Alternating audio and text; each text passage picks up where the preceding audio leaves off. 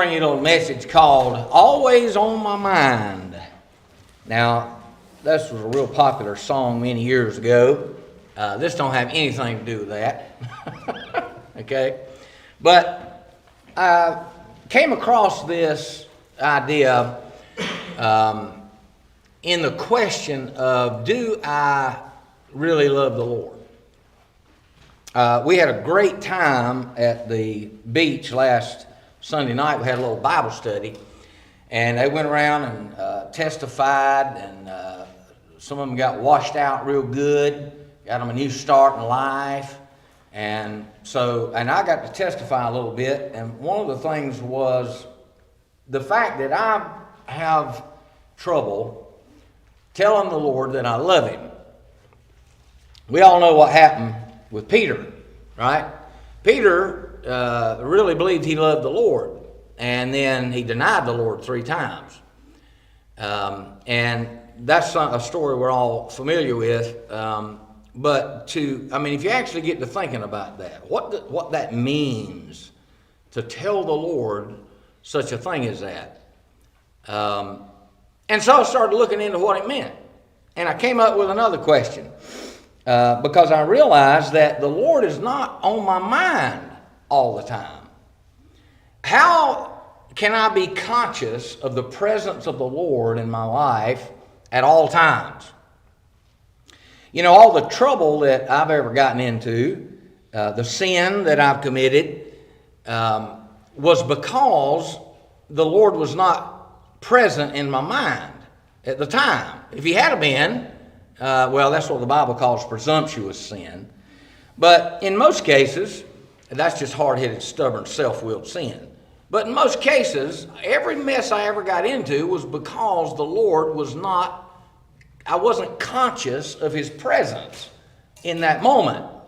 And this happens, right? For any number of reasons. We can get real busy, any number of reasons. But I also found that with age, I feel so often like I've wasted the great majority of my life. And now, especially with folks passing away, we've had a couple here lately, you start thinking about the end of life again. Maybe it comes become more present to the mind. And so I wish I had gotten to know the Lord better.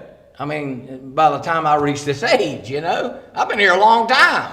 You think I'd know the Lord pretty good by now. And so it feels like a lot of it has been a waste. And it all comes to this idea, how can I live a life where the Lord is always on my mind, where I'm ever conscious of his presence in my life, which would be more fulfilling. It would keep me from wasting my life, and it'd keep me out of trouble. Keep me out of the messes I get in. Keep me out of, saying things that shouldn't be said, or treating people certain ways they shouldn't be treated. It just eliminates a lot of problems if we realize we're in the present. Maybe like a kid, Kids are not, they're not all kids, I'm sure, okay? But generally speaking, kids are not the same around their parents that they are around everybody else. I live with this. I deal with it every single day. I got a couple of them at the school. They just wide open, boy. Just stubborn, hard-headed, rebellious. When Dad walks in the door, and Dad doesn't realize what I'm having to deal with here all the time, And so it's easy to treat the Lord like that. So what if I realized I was in the presence of the Lord at all times? How can I do that? Well, I learned how. I learned how to tell and how to make that happen. I'm still working on it. But I learned how it's done. And I want to tell you that. And this also has to do with this question of if I love the Lord and how much I love the Lord.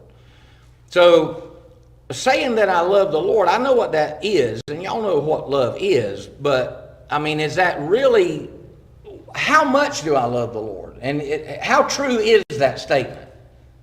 I wanted to know these things. This has been on my mind since my wife made such a profound statement a few weeks ago. The Lord was dealing with her. She testified about it Sunday night. And she made the statement to me at the house that sometimes she forgets that she loves people. And honey, I've told you this already, but that has impacted my life in ways that few things have. And it's led me on this journey to find out how I can manage to keep the Lord on my mind at all times. How do you do that? Well, I'm going to tell you, see what you think. Loving the Lord is tied to how much he's on my mind, right? The more experience we have with the Lord, the more we fall in love with him. This starts from the very, very beginning. But I forget that I'm in his presence. The word faint means to be weak or to fail, to pass out or black out. I was a bunch of kids were in the office a few weeks ago, and I was talking to them about something, and all of a sudden one of them just fell out on the floor. That freaked me out. He hit his chest on the desk, it made a thump, and I didn't know what was going on. And I didn't know what to do. His brother was there, and I didn't have anything in the records to tell me this was some kind of habit, or had happened before. And so all the thing I needed to do was scream for his brother right before I called 911, and then by the time I got that done, he came to. He fainted. He was just standing there listening. There's 5 or 6 kids in there, and all of a sudden he just passed out. And when you pass out like that, you go, whatever's there, that's what you're going to hit. Concrete floor, desk, knock stuff over, whatever it is, just faint, pass out. The biblical context of the word faint means it's equal to being dishonest, or being a trickster, or being manipulative, or using the word of God deceitfully. Not explaining what it actually means, or as they do with translations, change the wording so that it doesn't mean what it actually means, or they change it to what they think it should mean or what you need to hear. Fainting. Paul talked about fainting spells. He mentioned it 6 different times. When we think about the fainting in the body, there are, and maybe some of you have been through this, fainting happens in part or for these certain reasons: stress, pain, a lack of blood to the brain, dehydration, low sugar, infection, of course drugs and alcohol. That'll do that, just make us pass out. But in the biblical context, we're talking about the soul and what it means to faint in the soul, to pass out, to black out. So imagine, and you've been in this situation, I'm sure. The Lord's blessing, you realize you're in the presence of the Lord at the moment, and then all of a sudden, pass out. In other words, the Lord didn't go anywhere. But we don't realize that we're in His presence. We forget, we faint in His presence. Paul talked about this stuff a lot. He talked about in 6 different times. He talked about not fainting because we have a ministry. He talked about how that gratitude for grace brings glory to the Lord, and so don't faint in showing Him that we're thankful for His grace. He talked about how that virtue in action brings a harvest in our life, and so don't faint from expressing virtue, being good to people, well-doing, Galatians 6. He told the Ephesians, told Timothy, he said, for them not to faint at his tribulation. I want to read you this out of 2 Corinthians just to support or remind us of what some of the things Paul had been through. There are people speculating that this Christian martyrdom has beginning now because of Kirk and then Vadi Balcom. Apparently, I don't know if you're familiar with him, but he was really, really good. Let's listen to Vadi Balcom. He mysteriously died this week. Who knows? And these kind of things happen. And what I'm most concerned about, what I'm excited about, by the way, in this regard, is the marriage of church and state.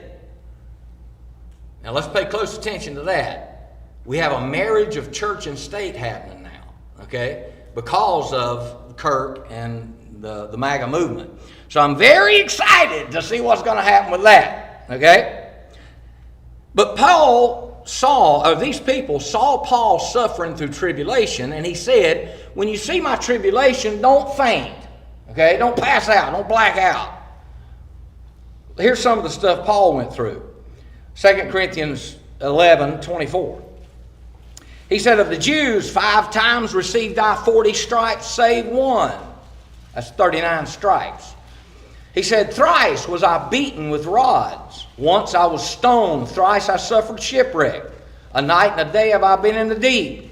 In journeyings often, in perils of waters, in perils of robbers, in perils by mine own countrymen, in perils by the heathen, in perils in the city, in perils in the wilderness, in perils in the sea, in perils among false brethren, in weariness and painfulness, as watchings often, in hunger and thirst, in fastings often, in cold and nakedness, beside those things that are without, that which cometh upon me daily, the care of all the churches. So you can understand how people who were new to the Christian faith see Paul going through all this stuff and pass out. In other words, they pause in the ministry, or they withdraw from the ministry, because we don't want to suffer like that, right? I mean, you speak too much and get shot, or mysteriously end up with some kind of thing and at 50 years old and die, who knows? He warned them not to faint when they were corrected by the Lord. This is in Hebrews 12. He warned them that the way to avoid fainting is to consider him that endured such contradiction of sinners against himself. Well, now that gets to the title of the message. Keeping the Lord on my mind at all times will keep me from fainting, from passing out, from blacking out. When we black out like that, that is when we forget that we're living in the presence of the Lord. He's still there. We just pass out for a little bit. And then you know how it is when you wake up. Wake up and, man, I need to listen to that message again, or I need to go read Psalm 139 again, or Lord, I got to pray. I got to get off here where I can pray. And then we start coming to, and we realize again that we're in the presence of the Lord. I want to live like that all the time. I want to live conscious of the fact that I'm always in the presence of the Lord. How can I do that? I found the secret. There are a lot of things that cause us to faint in this respect. Pain in the body, being busy. You get busy doing something, it takes 3 or 4 hours to do it. I do it probably every day. Go 3 or 4 hours and never think about the Lord. How in the world can I live otherwise? I mean, it's like we was putting these lights in yesterday. You have to think about where the wires go. That means my mind's off the Lord for a minute. How can we possibly live with Jesus Christ always on our mind? So many things. We have a hard day, and we just want to get away from everything. Or you got screaming kids. Now, mamas have to deal with this all the time. Sometimes I wonder if they're immune to it. I can hear it, and, that'll get you. That make me pass out. Getting in an argument with a spouse. Or somebody else, getting in an argument, we're in the heat of a discussion, and pass out. In other words, forget that I'm standing there doing that in the presence of the Lord. Or get aggravated. Now, I do this when I got these projects going on. I do it all the time. I hate it. I get aggravated because every time I turn around, I tell you what, if me and Adam had not been working together yesterday, I told him, my legs would have been hurting the first 10 minutes from going up and down that ladder, I get so aggravated, I'll go up and down. I go up the ladder to grab a hold of something or do something, and then I got to go all the way back down and walk to the van to get what? Nothing. A screwdriver that I just had in my hand that I left out there. I get aggravated over these things, pass out for a minute. I forget that I'm in the presence of the Lord. How can I avoid that? TV. Now, this is the internet culture. I don't care much for that. I like TV. I was raised with TV, and I pass out a couple hours every night watching TV. It's awful. Oversleeping in the morning. Don't you love it? When you oversleep, you jump up and you got to run. How can I live always conscious of the presence of the Lord in my life? 1 John chapter 2. Every bit of trouble I ever got into, I shouldn't say every bit, because I have committed presumptuous sin. That is, sin knowing it was sin. But most of the trouble and anguish that I've caused myself and other people were because I forgot that I was in the presence of the Lord. And so I did something that had repercussions for myself and those around me. So I'd like to avoid that, especially at my age. 1 John chapter 2, verse 3. And hereby we do know that we know him if we keep his commandments. What commandment? He saith, he that saith, I know him, and keepeth not his commandments, is a liar, and the truth is not in him. What is this truth? But whoso keepeth his word, and in him verily is the love of God perfected. Hereby know we that we are in him. He that saith he abideth, now notice, he said, hereby know we that we are in him, and then right after that he uses the word abideth. We're talking about dwelling with the Lord, living before the Lord and being conscious of it. He that saith he abideth in him ought himself also to walk even as he walked. Brethren, I write no new commandment unto you, but an old commandment, which ye have had from the beginning. The old commandment is the word which ye have heard from the beginning. Again, a new commandment I write unto you. Now that sounds awful confusing, doesn't it? But it's really not. The new commandment he's writing is an old commandment at this point, because this was about 60 or 65 years after it was given. It was given in John 13 and John 15, this old commandment. And this whole book of 1 John is about this commandment. Again, a new commandment I write unto you, which thing is true in him and in you, because the darkness is past and the true light now shineth. What truth is he talking about? And what commandment? You know the command. Look at chapter 3, verse 11. He tells us plain, he says, for this is the message that ye heard from the beginning, that we should love one another. That command. That one. That one we all know of so well. The one that comes up so often. Look at verse 14. We know that we have passed from death unto life because we love the brethren. He that loveth not his brother abideth in death. Now, if love is a fruit of the Spirit, why are we commanded to do it? Isn't it just natural? Fruit grows on a tree naturally. I mean, you got to have a little fertilizer and rain and sunshine. I don't know much about these things. But I know a little bit about the fruit of the Spirit. If it's a fruit of the Spirit that bears because the Spirit of God is in a person, why are we commanded as if we had an option? You see, well, it's because love can be perfected. We just read that in another verse. Love can be perfected. The command that we have is to love one another. So when he talks about this truth, here back where we just read, he's talking about this. What is the truth? What is this truth he's talking about that we live in? Look at verse 18. My little children, let us not love in word, neither in tongue, but in deed and in truth. Now, we think about what it means to love in deed. That seems to be pretty obvious, at least easy to understand. Maybe not easy to do, but easy to understand. It has to do with our actions. There are things we say. But what does it mean to love in truth? Interesting, huh? The word deed, by the way, there has the idea of a profession. So we have a profession, that job that we get up and go do every day, right? And if it's done right, then they're called a professional.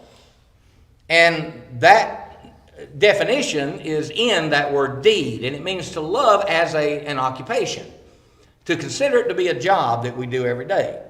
But what does it mean to do it, to love in truth? He said that love is of the truth. Look at verse 19. And hereby we know that we are of the truth. So the way that we know that we're of the truth is if we love in deed and in truth, but what does it mean to love in truth? Verse 20, for if our heart condemn us. Now wait a minute. Why would my heart condemn me? Why does our heart condemn us? I've dealt with this my whole life. I remember it from back when I was young. If I get myself sideways with the Lord, then I condemn myself. God's people, we're called sheep, and God's people are very humble people. And they're they condemn themselves very easily. They judge themselves very harshly. It's just the nature of God's people to do that. And it's a great way to tell folks who are not like that. There's, that old nature of Adam. It's always somebody else's fault. Whereas we tend to go the other way, where I'm just the sorriest person that ever lived, and I can't believe I did that, And I know we all suffer from it. If the Spirit of God's in us, I understand that. So I have spent a lot of time in my life condemning myself over the sins, the things that I've done that I know displease the Lord. When I'm praying at night and I go back through the course of the day, every day it seems like there's something that that hits me that I just wished I hadn't have said that. I wished I hadn't have done that just like that. But sometimes it's really bad. And for me, a lot of times it's the act of reveling. It's cutting loose or saying something without thinking about it, unfiltered, that kind of thing. That's just part of my problem, okay? And I'm trying to deal with it. But we condemn ourselves over these things that we do that are displeasing to the Lord. But is that really the problem in the context of John chapter 3? Is the sin that we condemn ourselves really the problem? You see, John said no. He said, for if our heart condemn us, but verse 18 says, let us not love in word, neither in tongue, but in deed and in truth. The condemnation that we feel in our heart is because of a lack of loving in deed and in truth. Now think about this. So the Lord said to love one another as He's loved us. So if I'm mean to somebody or dismissive, or if I distance myself from them, or if I hold grudges against them, obviously I know that I'm not loving them, right? Which means I'm breaking the commandment, which means that I've put a distance between me and the Lord. But what about this? What about the private sin that I commit that nobody knows about, that makes me unavailable to love them? Things they don't even know about. The condemnation of the conscience is not because of what we're doing. It's that we did not love in truth. So what does it mean to love in truth? It means to love as the Lord loved us. So love that is fake, love that is not in truth, is love that is not loving someone the way the Lord loves me. He said, love indeed as a matter of occupation. It's something I get up and do every day. And love in truth. So if I am committing acts that cause me to be spiritually unavailable to you, to God's people, then I'm not loving you. Now we would think, well, that don't have anything to do with them. It's between me and the Lord. No, see, it's not. Because we have a command.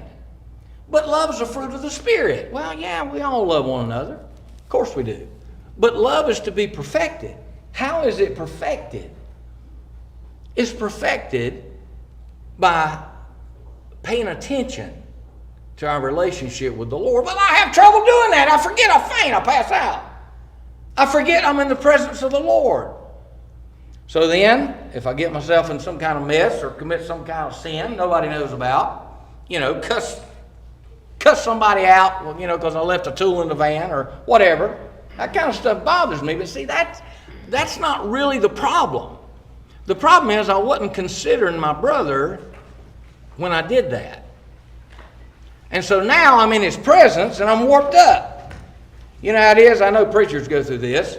We try to get ourselves washed out and cleaned out before we come to church. That's just normal. And the point of that is so we're able to be of service to one another.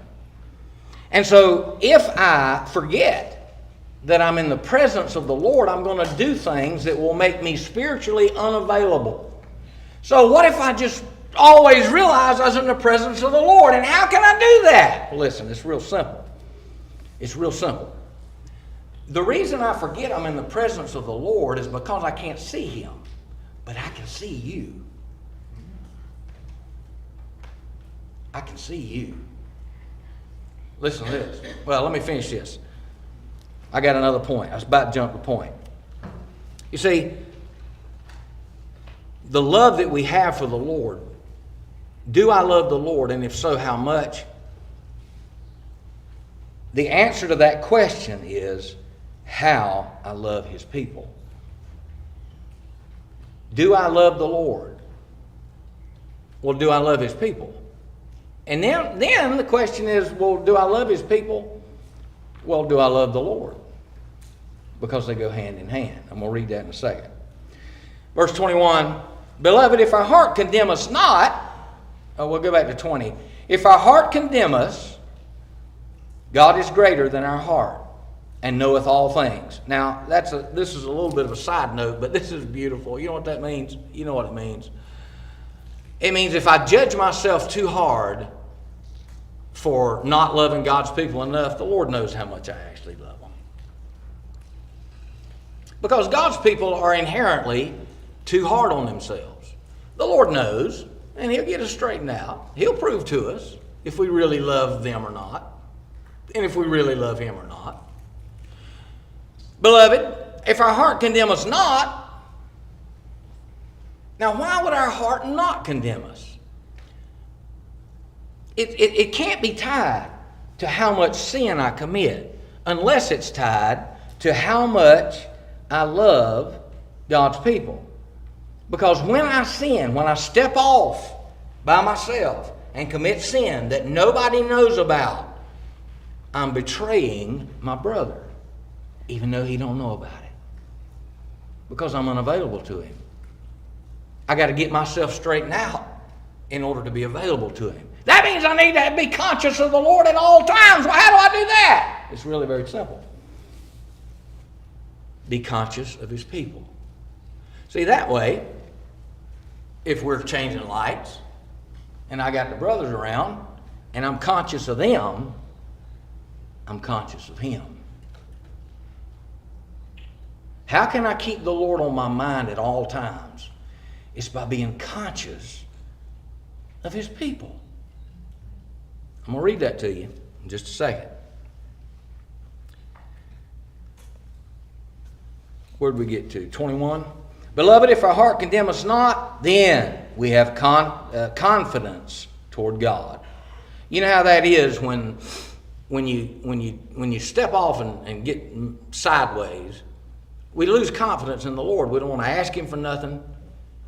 We feel bad about it. We spend, 2 or 3 days asking forgiveness for something.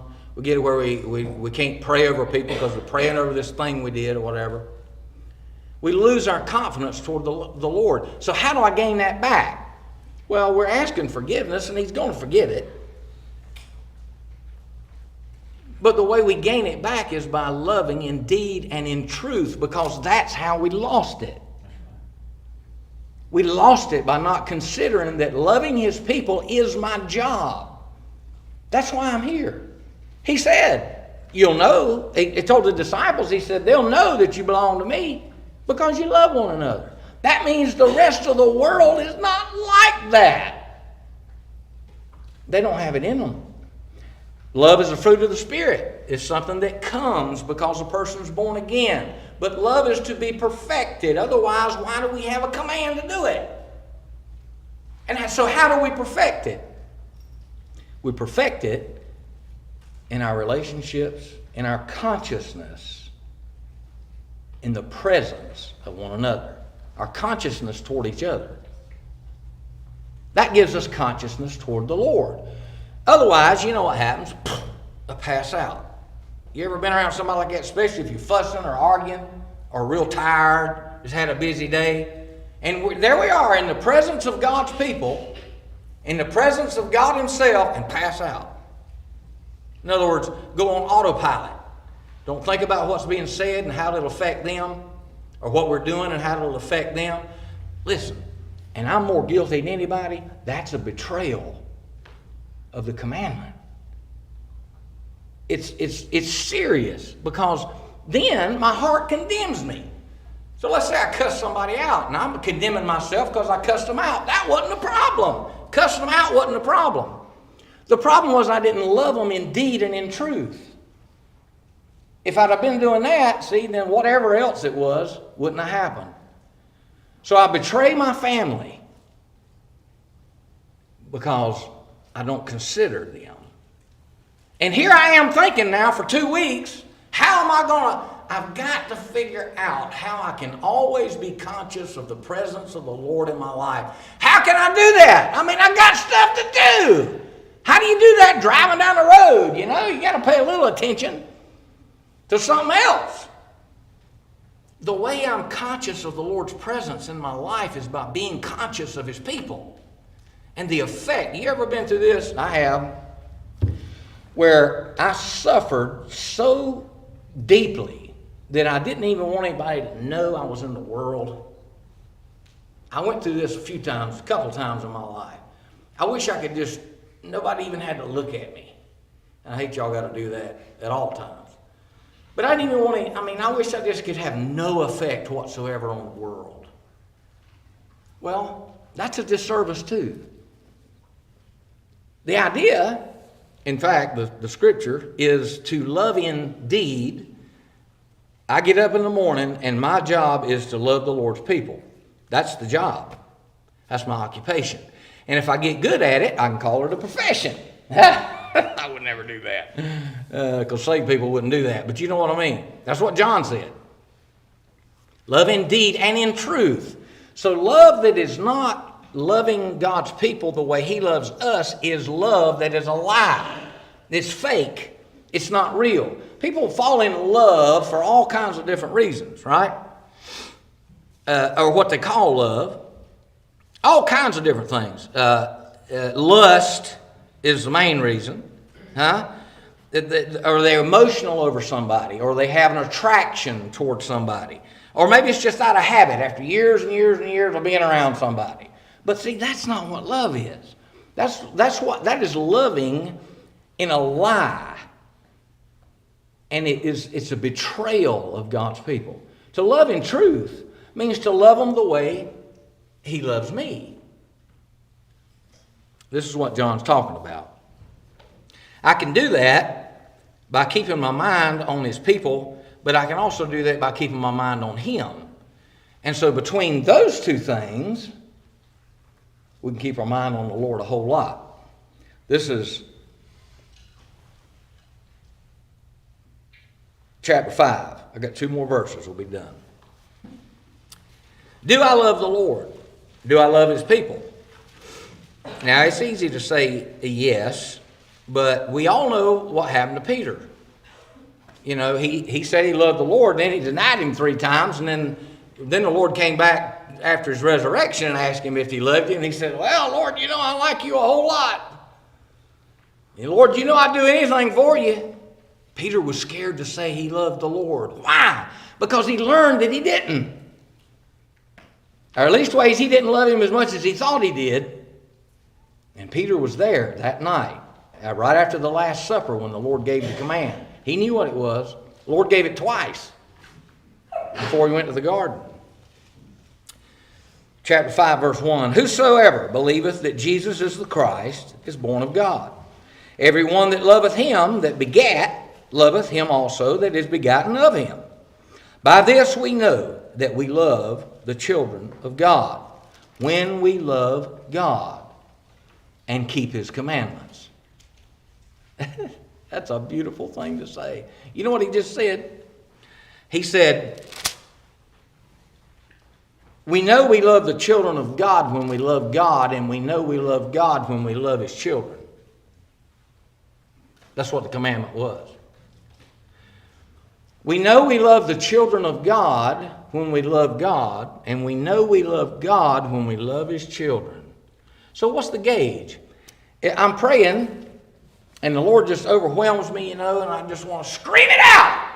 I love you, Lord. And sometimes I do it anyway. But do I really? How can I tell? How can I have confidence in saying that to him? And, on a scale of 1 to 10, do I love him a 5 or an 8?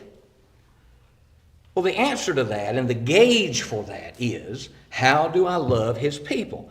If I'm loving them in deed, as a matter of occupation, and I'm loving them in truth, that is, the way he loves me, that's what true love is, then I love the Lord. And I can say with all confidence, I love the Lord. If I've offended one of them, bit their head off or hurt them, well, maybe they deserved it. No, listen. Here's a good question for you. You think about this. But what if they need to be corrected, or they need to be punished, or they need to be disciplined? That'd be a question, wouldn't it, in this idea of love? Let me give you another question to consider. Thinking, ain't you glad that it ain't your place to do that? Ain't you glad you got a living Savior to do that? Because we don't want to be in a position of fixing people, trying to fix people. The Lord fixes them. He'll fix them. My job is to love them in deed, as a matter of my occupation, and to love them in truth. I want to read you one more thing, because we have to deal with these people who don't belong to the Lord. And we know that we're not required to love them that way. 1 Thessalonians chapter 4, and we'll be done. What do I do with them? So to love in truth means to love someone, to love God's people the way he loves us.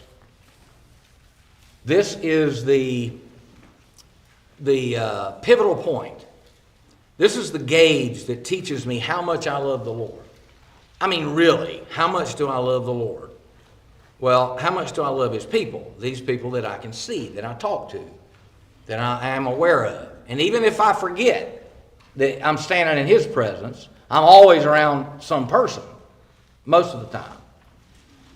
So what about these people who don't belong to the Lord? How do I treat them? Paul addressed this with the Thessalonians. He said, verse 9, 1 Thessalonians 4, but as touching brotherly love, you need not that I write unto you. For ye yourselves are taught of God to love one another. And indeed, ye do it toward all the brethren which are in Macedonia. But we beseech you, brethren, that ye increase more and more. You're shooting for perfect love. And that ye study to be quiet, and to do your own business, and to work with your own hands, as we commanded you, that ye may walk honestly toward them that are without. So if I'm not required to love these heathen, what am I required to do? I'm required to walk honestly before them. It's a different thing, right? Because if you try, maybe you've tried it, if you try to love one of them the way you try to love each other, they will eat you alive. Because they have the nature of Adam, right? It was Eve's fault. It's always somebody else's fault, or somebody's overbearing on me, whatever. It's blame's got to go somewhere besides me. That's the nature of a person who is lost and without God. God's people have the opposite problem. We beat ourselves slap to death. So how do I treat these people? Just be honest with them. Just be real. You can't love them that way. You can care for them, have an affection for them, maybe have emotions over them, but we don't lie to them, and we don't live a lie in front of them, because that goes against what the Scripture teaches us how to deal with people who are without. That means outside the church. Come on, brother, play us some. How in the world do I keep the Lord on my mind at all times? How can I accomplish that? There are times, I think about the Lord. I love to think about the Lord. And I think about Him a lot, I think. But I don't think about Him near as much as I wish I could think about Him. Because I faint. I get busy with other things, or I'm tired, or I just don't want to think about nothing. Or there's so many distractions. And so I pass out. The Lord's still there, but I'm passed out doing my own thing, you know. How can I be ever conscious of His presence in my life? Well, it's being conscious of the people that are in my life. Whether they belong to the Lord and I love them like He loves me, or whether they're outside, and I'm concentrating on being honest with them, because that's what the Scripture teaches us to do. So many things that take our minds off the Lord. But I want to know, and I go through this every day. I've been going through it every day for 2 weeks. I wonder how much I love the Lord. I know I love the Lord. And it changes from day to day. Some days I love Him a whole lot more than I do other days. So how do I figure that? See, that's not an emotion. The gauge for that is how I treat His people. That is the gauge. About everything I ever got in trouble with or condemned myself over was for not being conscious of the Lord's presence in my life. And I'm thankful, and maybe it's simple for y'all, but this ain't been simple for me.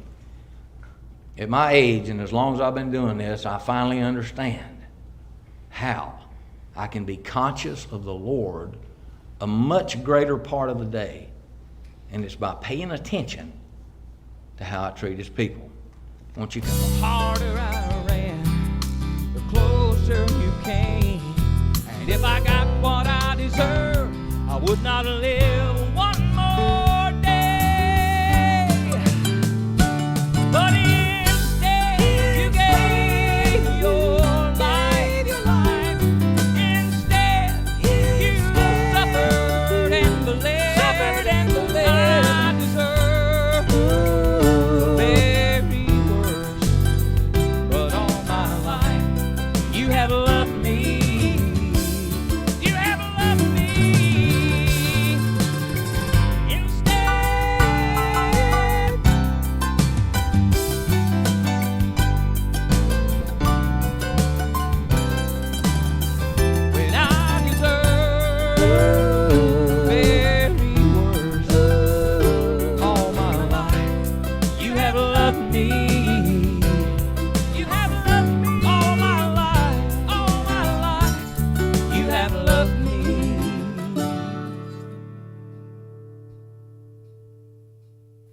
Instead